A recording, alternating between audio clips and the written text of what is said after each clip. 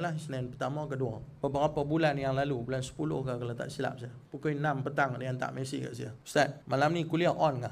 Pak Imam ni dia rapat dengan saya. Rapat lah, dia umur kat 80 lah. 70 lebih lah, 78 macam tu lah. Pergi kuliah selalu bagi macam-macam. Bagi mamplam, kuah rojak, bagi udang besar-besar, macam-macam bagi lah. Tak kira tiap-tiap minggu pergi kuliah macam-macam dapat. Saya pula duk bawa kereta, saya tak tengok WhatsApp tu. Saya memang duk on the way nak pergi dah, duk turun jambatan lah apa-apa semua. 6.30 kot, 6.36 macam tu saya reply dah. Waalaikumsalam Pak Imam, on malam ni. Pasal rapat. Tak payah nak cerita panjang lah, kan. Saya pula jawab, Waalaikumsalam Pak Imam, on malam ni. Saya sampai dengan pukul 7.05, saya nak pergi surau tu. Di tepi jalan ni saya tengok kereta polis mau ramai orang, mau ramai. Saya tanya insiden apa ke, aku dah lambat lah ni, kan. Jalan jam lah. Saya pun potong terus pergi surau, semayang maghrib. Habis semayang maghrib, abang, Ustaz, Pak Imam meninggal Ustaz kat tepi jalan.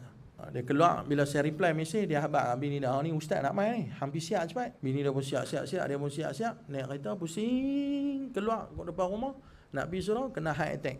Dia rasa sakit dah, dia parking kereta tepi, meninggal dalam kereta. Tadi pukul 6 dia hantar mesej kat saya, dia tahu ke dia nak mati? Saya yang jawab mesej dia 6.40, saya tahu ke saat bila saya nak pergi kuliah tu dia akan mati sebelum saya kuliah, kan? Saya pun tak tahu. Itulah hakikat kematian, kan? Jadi sebab tu bila kita hidup atas dunia ni, apa bekalan yang kita nak bawa balik, kan? Sebab tu Nabi sebut, Nabi kata orang yang cerdik ni orang yang akan sentiasa muhasabah diri dia. Dia akan muhasabah ni, aku rasa ni macam semayang sunat tak apa nak cukup, ni aku rasa ni macam Quran tak apa nak cukup, aku rasa benda ni nak kena pulun, nak kena buat, aku rasa benda ni nak kena tambah, oh benda ni nak kena korang cakap orang ni, kalau boleh aku tak mau dah nak bercakap, benda-benda tak elok ni dah tak mau nak dengar.